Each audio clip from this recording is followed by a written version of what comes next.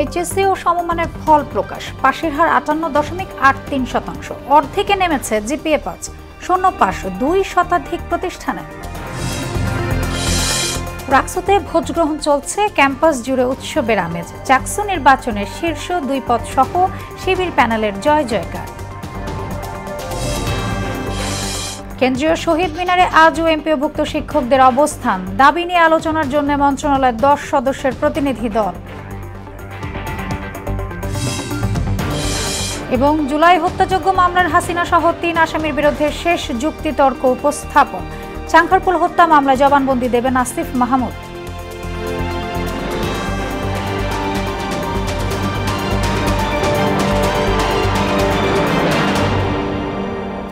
আসসালামু আলাইকুম, সবাইকে মোহনা সংবাদে স্বাগত। শুনছিলেন শিরোনাম, আর পুরোটা সংবাদ জুড়ে আছি আমি সোনিয়া ইসলাম।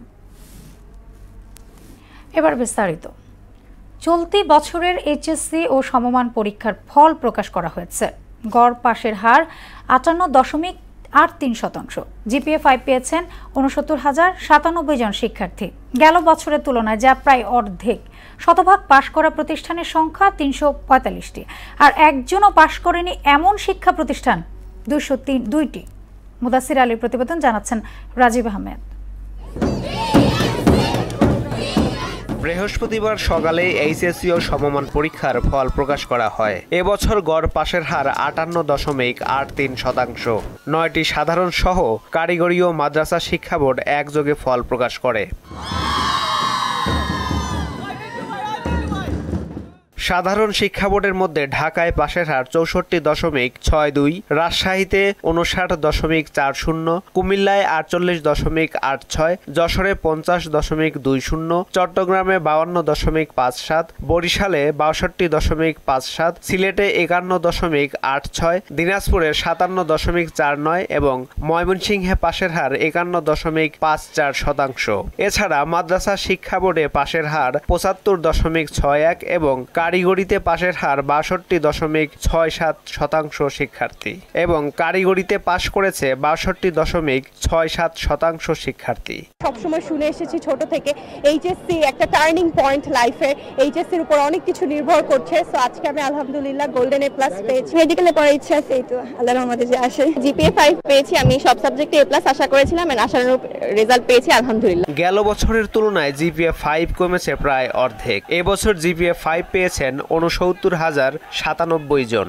এর মধ্যে ঢাকা বোর্ডে জিপিএ 5 এর সংখ্যা 26,063, রাজশাহীতে 10,137, কুমিল্লায় 2,707, যশোরে 5,995, চট্টগ্রামে 6,097, বরিশালে 1,674, সিলেটে 1,602, দিনাজপুরে 6,260, ময়মনসিংহে 2,684, মাদ্রাসা বোর্ডে 4,268 এবং কারিগরিতে জিপিএ 5 পেয়েছেন 1,610 জন। এই পরীক্ষাটাতেই সব বাচ্চারা এত সাফার করছে, পরীক্ষাগুলো ভালো হচ্ছে না, ওই জন্য মেন্টালি খুবই টেনশনে ছিলাম। রেজাল্ট দিয়েছে, সে 5 পেয়েছে, আমি সত্যি খুব বেশি খুশি হয়েছি। সরকার চেয়েছেন মেধার মূল্যায়ন হোক, সেক্ষেত্রে যেটা হয়েছে 15 বছর, গত কয়েক বছর যেটা হয়েছে যে লিখলেই নাম বা লিখলেই বা সেই ধরনা পড়ছে, ধারা চেঞ্জ হয়েছে, খাতা দেখার ধারা চেঞ্জ হয়েছে, এর ফলে প্রকৃত মেধাবীরা কিন্তু বেরিয়ে আসছে। শতভাগ পাশ করা প্রতিষ্ঠানের সংখ্যা 345টি, একজনও পাশ করেননি এমন শিক্ষা প্রতিষ্ঠান 202টি। এবারের এইচএসসিতে অংশ নেয় মোট 12,51,111 জন শিক্ষার্থী। রাজীব আহমেদ, মোহনা সংবাদ। দর্শক, এই নিয়ে আরো জানাতে ঢাকা ভিকারুন্নেসা নুন স্কুল অ্যান্ড কলেজ এবং ময়মনসিংহ থেকে আমাদের সাথে যুক্ত হচ্ছেন সহকর্মী মুদাসির আলী এবং রুবায়াত বাপ্পি। প্রথমে যাচ্ছে মুদাসির আলীর কাছে। মুদাসির, আপনি তো ভিকারুন্নেসা স্কুল অ্যান্ড কলেজের সেখানে আছেন, এবারের ফলাফল নিয়ে শিক্ষার্থী, অভিভাবক এবং শিক্ষকদের কি প্রতিক্রিয়া দেখছেন জানাবেন।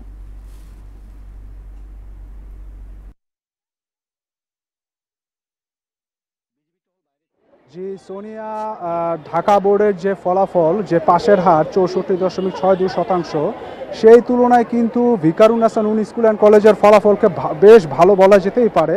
তবে এটা ঠিক যে 345টি যে শতকরা শতভাগ পাশের হার যে শিক্ষা প্রতিষ্ঠানগুলো রয়েছে, তার মধ্যে কিন্তু ভিকারুন্নেসা নুন স্কুল অ্যান্ড কলেজ কিন্তু নেই। তবে আমি যতটুকু আপনাকে একটু জানিয়ে রাখতে চাই সেটি হচ্ছে এখানকার মোট পরীক্ষার্থী ছিল 2514 জন এবং অংশগ্রহণ করেছে 95, কৃতকার্য হচ্ছে 2434, অনুপস্থিত 19 জন, অকৃতকার্য কিন্তু 61 জন। জিপিএ 5 পেয়েছে 986 জন, পাশের হার 97.56% এবং জিপিএ 5-এর যে শতকরা হার সেটি হচ্ছে 39.52%। এই হচ্ছে ভিকারুন্নেসা নূন স্কুল অ্যান্ড কলেজের ফলাফল। তো আমরা একটু জানার চেষ্টা করব কয়েকজন শিক্ষার্থী তাদের যে ফলাফল, তাদের এ বিষয়ে তাদের মতামত। আমরা যদি একটু জানতে চাই, কথা বলতে যাচ্ছি, আপনার নামটা বলবেন? আমার নাম আয়েশা আক্তার তানহা।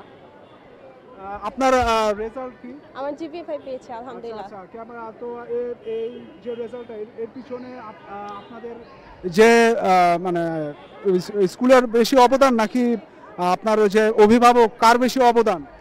আমার সবচেয়ে অবদান আমার আম্মু। আমার আম্মু আমাকে অনেক সাপোর্ট করেছে সবসময়, এই জন্য আমি আলহামদুলিল্লাহ এরকম ভালো রেজাল্ট করতে পেরেছি। আচ্ছা, আমরা আরো একজন শিক্ষার্থীর কাছে জানতে যাব। সেটা হচ্ছে যে ফলাফল আপনার যেটা এসেছে আপনাদের কলেজে, সেটা কি আপনার ভালো মনে হচ্ছে? হ্যাঁ, এর আগের বছরের তুলনায় তো মনে হয় ভালোই হয়েছে। আচ্ছা, যদিও শতভাগ পাস কিন্তু ভিকারুন্নেসা নূন স্কুল অ্যান্ড কলেজে নেই, কিন্তু তারপরও তারা সন্তুষ্ট এবং অধ্যক্ষ বেশ সন্তুষ্ট, যেমনটা বলেছেন। তো এই ছিল আমার কাছে ভিকারুন্নেসা থেকে পাওয়া তথ্য। তো আমি চলে যাচ্ছি ময়মনসিংহে রুবায়েত বাপ্পির কাছে, তিনি বাকিটা জানাবেন ময়মনসিংহের অবস্থা। হ্যাঁ, মুদাসসির, আপনাকে ধন্যবাদ যে সারা দেশের ন্যায় কিন্তু আজকেও এই ময়মনসিংহের এইচএসসি ফলাফল ঘোষণার পর কিন্তু শিক্ষার্থীদের মাঝে বিভিন্ন প্রতিক্রিয়া আমরা লক্ষ্য করতে পেরেছি। আপনি জানেন যে ময়মনসিংহ শিক্ষা বোর্ডে এবার কিন্তু এইচএসসিতে 51.54% শিক্ষার্থী পাশ করেছে। তো আমি এখন আছি ময়মনসিংহের যে স্বনামধন্য কলেজ, যে শহীদ সৈয়দ নজরুল ইসলাম কলেজ, এই কলেজের শিক্ষার্থীরা কিন্তু ফলাফল ঘোষণার পর কিন্তু এখানে আনন্দ উল্লাস করেছে এবং এখানে কিন্তু শিক্ষক এবং অভিভাবক সহ তারা বিভিন্ন বলেছেন। তারা যেটি বলেছেন যে এবারের যে ফলাফলের যে বিপর্যয়, সেই বিপর্যয়টা কিন্তু শিক্ষকরা দেখছেন যে যারা ক্লাসে মূলত অনুপস্থিতি বেশি ছিল তাদের জন্য ফলাফলটা বিপর্যয় ঘটেছে। তো আমরা দুজন শিক্ষার্থীর কাছে জানতে চাইবো যে এই যে আজকে ফলাফল হলো, এই ফলাফলটা কিভাবে দেখছো এবং তোমাদের কি ভবিষ্যৎ পরিকল্পনা কি? আমাদের হচ্ছে এবারে ফলাফলটা অনেক বেশি খারাপ হয়েছে। দেখতে পাচ্ছি যে প্রায় অর্ধেকই ফেলের শতাংশে নেমে গিয়েছে। আমাদের এই মানে বিপর্যয়ের কারণ হচ্ছে সচরাচর ময়মনসিংহ বোর্ডে প্রায় কঠিন প্রশ্ন করে।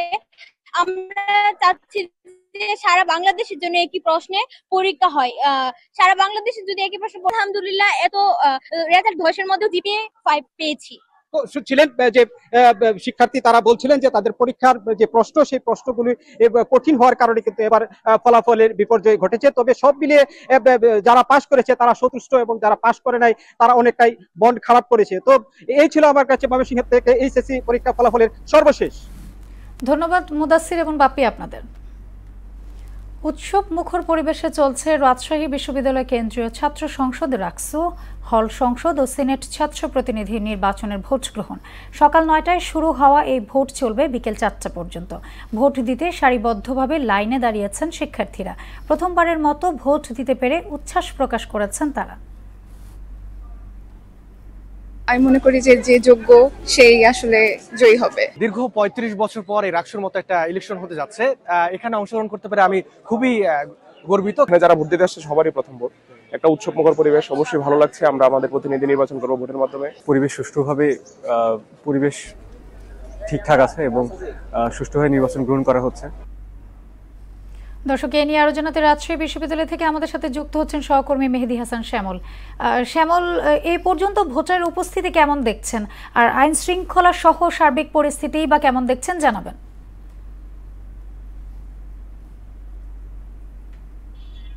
সোনিয়া, আপনি যথার্থই প্রশ্ন করেছেন, যে দুটি যে যথার্থ প্রশ্ন করেছেন, যে প্রথমে আপনি বলছেন যে ভোট এই পর্যন্ত কি পরিমাণ কাস্ট হয়েছে। আমি আপনাকে জানিয়ে রাখতে চাই আপনার মাধ্যমে মহানদর্শকদের যে আমরা সর্বশেষ তথ্য যেটা নির্বাচন কমিশন থেকে জেনেছি, যে দুপুর 1টা পর্যন্ত আসলে ভোটের যে কারেকশন বা কাস্টিং সেটা হচ্ছে 42%, হচ্ছে 42% অতিক্রম করেছে এই পর্যন্ত। তারা প্রত্যাশা করছেন যে এইরকম ভাবে ভোটের ধারাবাহিকতা থাকলে হয়তো প্রায় 70% মতো ভোট কাস্ট হতে পারে। আর আপনি একটা জিনিস জানতে চাচ্ছিলেন যে আইন শৃঙ্খলার বিষয়ে, আমি একটু দেখাতে চাই যে আমার ক্যামেরায় একটু বলবো যে এইখানে আপনি নিশ্চয়ই দেখছেন রাজশাহী মেট্রোপলিটন পুলিশের সঙ্গে এইখানে স্টেক হোল্ডার যারা, তারা কিন্তু মূলত আলোচনার সাপেক্ষে 2300 পুলিশ ডিপ্লয় করা হয়েছে। পাশাপাশি বিজিবির 6 প্লাটুন বিজিবি সহ র্যাবের 12 প্লাটুন বিজিবি। আমি একটা বিষয় দেখাতে চাই যে এখানে সিআরটি অর্থাৎ হচ্ছে ক্রাইসিস রেসপন্স যে টিম, সেটা হচ্ছে যে কোনো ক্রাইসিসে তারা আসলে যাবেন এরকম একটা মোশন নিয়েও কিন্তু তারা আছেন, আপনারা নিশ্চয় সেটা দেখতে পাচ্ছেন। আমি আর একটা বিষয় আপনাকে জানাতে চাই যে আজকে সকালের দিকে যে ভোট, সেই ভোটের যে যিনি ছিলেন 2 জন ভিপি প্রার্থী, সেই ভিপি প্রার্থীর মধ্যে শিবির সমর্থিত যে ভিপি প্রার্থী জাহিদ, সে কিন্তু আসলে ভোট দিয়েছে সকাল 9:15 দিকে। আর সকাল 10:30টার দিকে ছাত্র দলের যিনি সমর্থিত ভিপি প্রার্থী, সে কিন্তু আসলে ভোট দিয়েছে সকাল 10:30টার দিকে। আইন শৃঙ্খলা পরিস্থিতি এবং অন্যান্য পরিবেশ নিয়ে নিশ্চয়ই আমি আরো আপডেট জানানোর জন্য আবার পরবর্তী খবরে আপনার সঙ্গে যুক্ত হব। তো সোনিয়া, এই ছিল আমার কাছে রাজশাহী থেকে রাষ্ট্র নির্বাচনের সর্বশেষ। শ্যামল, আপনাকে ধন্যবাদ। চাকসু নির্বাচনে ভিপি জিএস সহ 26 পদের 24টিতে জয় পেয়েছে ছাত্র শিবির। নির্বাচিত হয়ে ফলাফলকে জুলাই প্রজন্মের বিজয় হিসেবে আখ্যায়িত করেন নবনির্বাচিত ভিপি ইব্রাহিম হোসেন রনি। আর বিজয়ী হয়ে সবাইকে নিয়ে একসঙ্গে কাজ করার প্রতিশ্রুতি দেন জিএস সাইদ বিন হাবিব। এ সময় শিক্ষার্থীদের প্রত্যাশা পূরণে সবার সহযোগিতাও কামনা করেন তারা। সুমন কুমার দে তথ্যে আরও জানাচ্ছেন তাহসিন তারিন। চট্টগ্রাম বিশ্ববিদ্যালয় কেন্দ্রীয় ছাত্র সংসদ চাকসু নির্বাচনে ভূমিদশ জয় পেয়েছে ছাত্র শিবির সমর্থিত সম্প্রীতি শিক্ষার্থী জোট। ভিপি জিএস সহ 26 পদের মধ্যে 24টিতে জয়লাভ করেছেন এই প্যানেলের প্রার্থীরা। বাকি 2টি পদে বিজয়ী হন ছাত্রদল এবং শিক্ষার্থী ঐক্য প্যানেল। ভিপি ও জিএস নির্বাচিত হয়েছেন শিবিরের ইব্রাহিম হোসেন রনি ও সাইদ বিন হাবিব। আর এজিএস নির্বাচিত হয়েছেন ছাত্রদলের আইয়ুবুর রহমান তৌফিক। ভিপি পদে ইব্রাহিম হোসেন রনি পান 7,983 ভোট। নিকটতম প্রতিদ্বন্দ্বী ছাত্রদলের সাজ্জাদ হোসেন হৃদয় পেয়েছেন 4,374 ভোট। জিএস পদে সাইদ বিন হাবিব পেয়েছেন 8,031 ভোট। তার নিকটতম প্রতিদ্বন্দ্বী ছাত্রদল নেতা সাফায়েত হোসেন পেয়েছেন 2,734 ভোট। এজিএস পদে ছাত্রদলের প্রার্থী আইয়ুবুর রহমান তৌফিক পেয়েছেন 7,014 ভোট। তার নিকটতম প্রতিদ্বন্দ্বী শিবির সমর্থিত সাজ্জাদ হোসেন মুন্না পেয়েছেন 5,045 ভোট।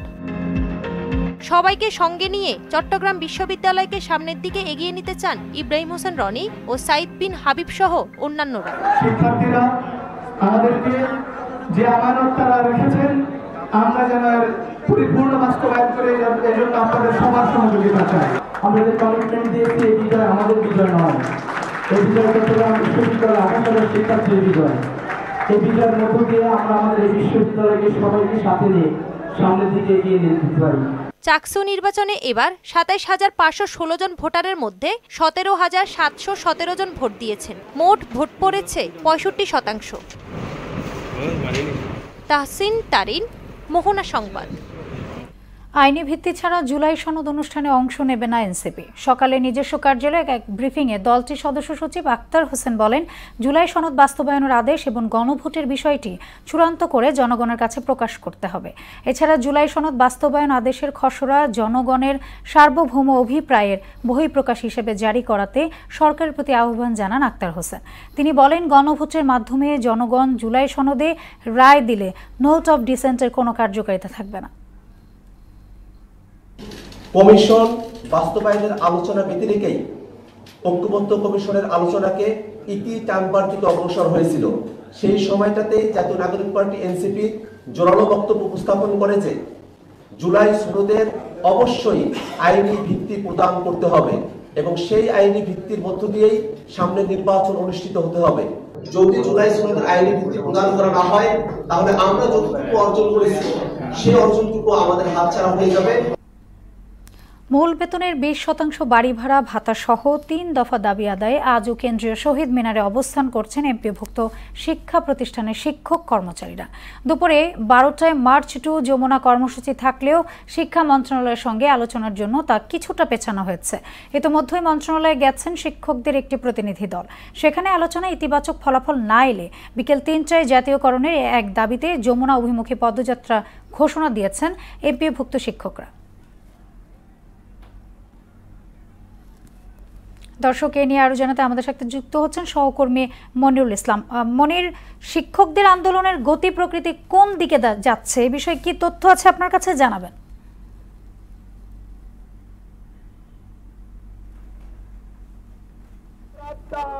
আমরা তাকে ভালোবাসি, ঠিক কিনা বলো? আমাদের আফসারি স্যার আজকে 5 দিন ধরে এই শহীদ মিনারে না খেয়ে পড়ে আছে।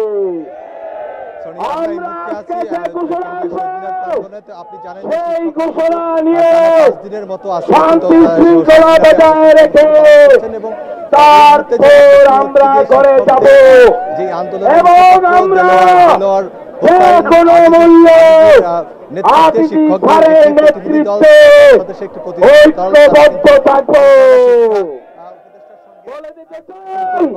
আদিতি স্যারের নেতৃত্বে এদেশে জাতীয়করণ হবেই হবে ইনশাআল্লাহ। বিভিন্ন স্লোগান আমরা এই মুহূর্তে দেখেন অনেক শিক্ষক রয়েছে।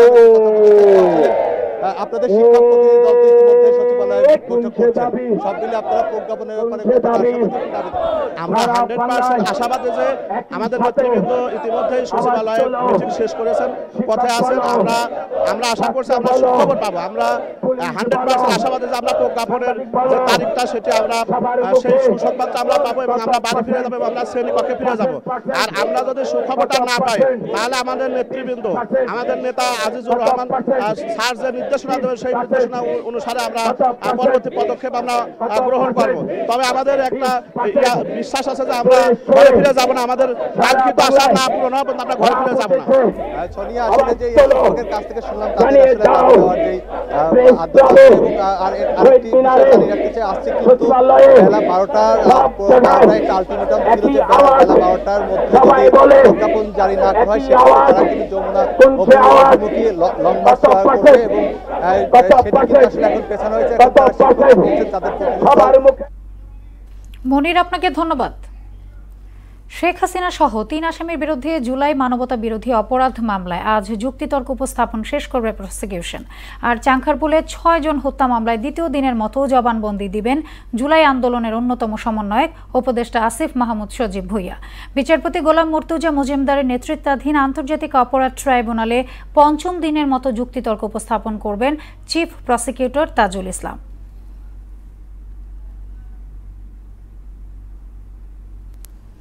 দর্শক, এই নিয়ে আরো জানাতে ট্রাইব্যুনাল থেকে যুক্ত হচ্ছেন সহকর্মী মেজবা রহমান। মেজবা, আজ ট্রাইব্যুনাল 1 এবং 2 এর কার্য তালিকায় কোন কোন বিষয়গুলো উঠে এসেছে, সেই বিষয়ে কি তথ্য আছে আপনার কাছে জানাবেন?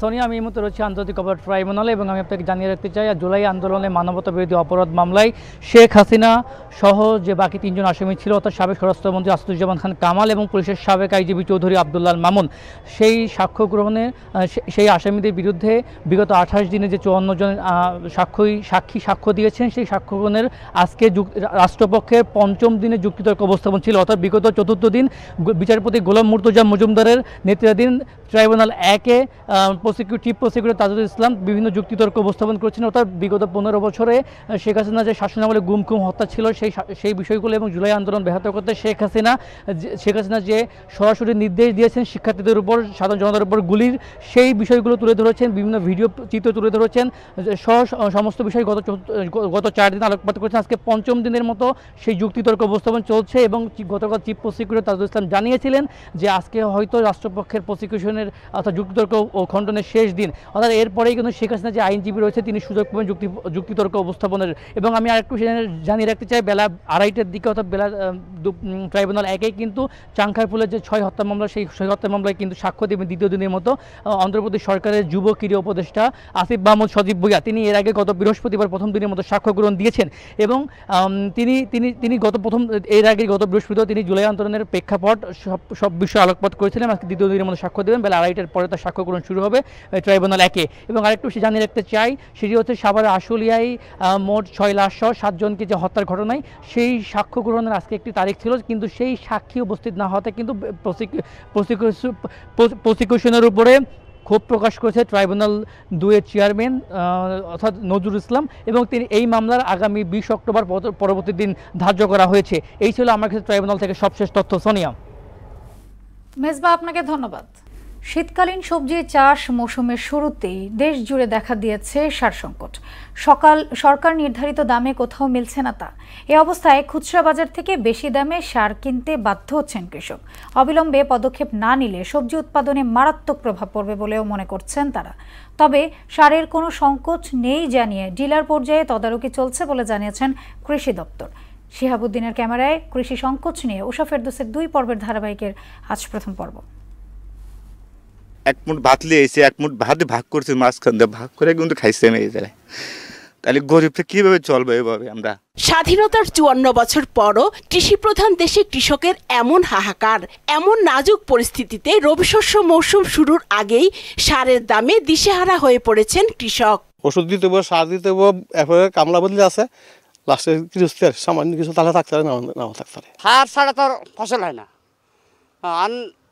দরকার দয় নাকি টিএসপি আর ইউরিয়া, এটার দামটা যদি একটু কম হয় তাহলে আমাকে একটু সুযোগ সুবিধা ভালো হয়। অথচ সম্প্রতি সচিবালয়ে এক অনুষ্ঠানে কৃষি উপদেষ্টা জাহাঙ্গীর আলম চৌধুরী জানিয়েছেন সারের দাম না বাড়ানোর কথা। পেট্রোবাংলা যদি গ্যাসের দাম বৃদ্ধি করে তারপরে যে সার উৎপাদন হবে, বাট সারের দাম কোন অবস্থায় বৃদ্ধি পাবে না। আমি অন্তত যতদিন আছি সারের মূল্য বৃদ্ধি পাবে না।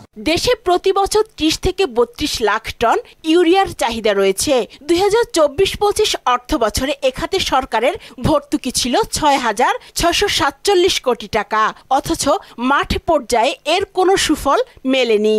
সারের দাম বেশি হওয়াতে মেলাগালা জমি কিন্তু খালি রাখছে। ডিলার মিলার বাদ দিয়া যারা ক্ষেত করে কৃষক, তাদের হাতে পৌঁছে দিলে আমরা সরাসরি পাইতাম।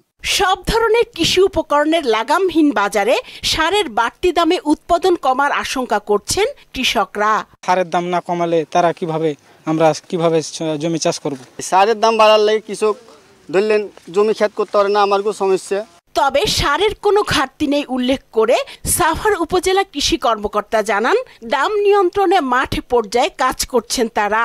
বর্তমানে আমাদের মাঠে যে চাহিদা আছে, আমাদের সরকারের পক্ষ থেকে পর্যাপ্ত পরিমাণ সার এখন আমাদের মজুদ আছে এবং ডিলার পর্যায়ে সেই সারগুলো পৌঁছে যাচ্ছে। আমরা কৃষকদেরকেও বোঝাচ্ছি যে তারা যেন সরকারি মূল্যে সার কিনে, এবং ডিলারদেরকেও আমরা বিভিন্নভাবে মিটিং করে তাদেরকে বলছি যে অবশ্যই সরকারি মূল্যে রিসিটের মাধ্যমে যেন তারা সার বিক্রি করে। দেশ জুড়ে শীতকালীন সবজি উৎপাদন শুরু হতে না হতেই সারের কৃত্রিম সংকট এবং দফায় দফায় দাম বৃদ্ধির কারণে দিশেহারা কৃষক। তাদের আশঙ্কা এবছর ফলন অনেকাংশেই কমে যাবে, কারণ শুধু সার নয়, কৃষির প্রত্যেকটি উপকরণের দামই লাগামহীন। এমন পরিস্থিতিতে তাদের প্রশ্ন, এই সংকটের কি আদৌ কোনো সমাধান হবে? উষা ফেরদৌস, মোহনা সংবাদ, কেরানীগঞ্জ। এবার আন্তর্জাতিক সংবাদ। সর্বাত্মক বাণিজ্য যুদ্ধের পথে এগোচ্ছে চীন যুক্তরাষ্ট্র। একে অন্যের জাহাজে নতুন বন্দর ফি আরোপ করেছে দুদেশ। চীনা মালিকানাধীন বা পরিচালিত জাহাজকে প্রতি টনে $50 দেয়া সহ চীনা নির্মিত জাহাজের জন্য কন্টেইনার প্রতি $120 ফি ধার্য করা হয়েছে। এতে বিশ্ববাজারে বড় মন্দার শঙ্কা করছে বিশ্লেষকেরা। বিস্তারিত জানাচ্ছেন ইশতিয়াক হোসেন।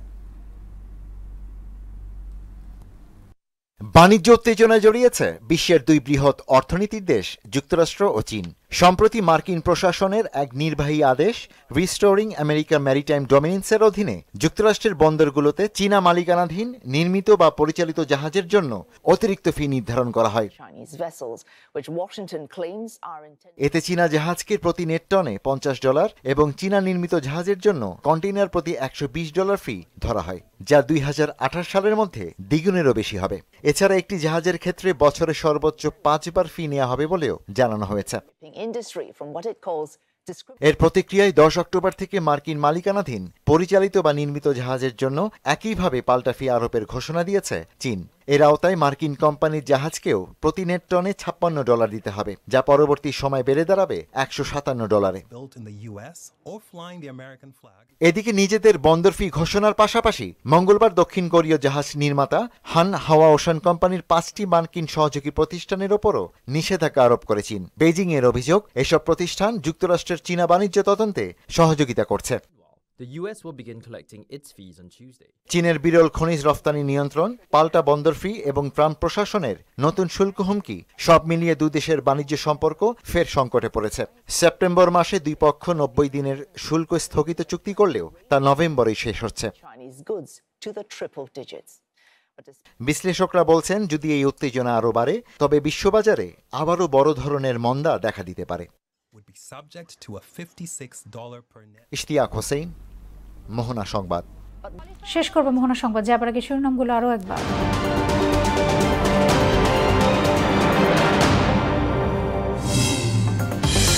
এইচএসসি ও সমমানের ফল প্রকাশ, পাশের হার 58.83%, অর্ধেকে নেমেছে জিপিএ 5, শূন্য পাশ 2 প্রতিষ্ঠানে। রাকসুতে ভোট গ্রহণ চলছে, ক্যাম্পাস জুড়ে উৎসবের আমেজ। চাকসু নির্বাচনের শীর্ষ 2 পদ সহ শিবির প্যানেলের জয় জয়কার। কেন্দ্রীয় শহীদ মিনারে আজও এমপিভুক্ত শিক্ষকদের অবস্থান, দাবি নিয়ে আলোচনার জন্য মন্ত্রণালয়ের 10 সদস্যের প্রতিনিধি দল। এবং জুলাই হত্যাযজ্ঞ মামলায় হাসিনা সহ 3 আসামির বিরুদ্ধে শেষ যুক্তিতর্ক উপস্থাপন। চাংখারপুল হত্যা মামলায় জবানবন্দি দেবেন আসিফ মাহমুদ। এই ছিল মোহনা সংবাদে। পরবর্তী সংবাদ বিকেল 5:30টায়। এর আগে বিকেল 3টায় দেখবেন সংবাদ এক নজরে। মোহনা সবশেষ খবর জানতে ভিজিট করুন www.mohana.tv। সংবাদ দেখতে পারেন ফেসবুক, ইউটিউবেও। এতক্ষণ সঙ্গে থাকার জন্য ধন্যবাদ সবাইকে।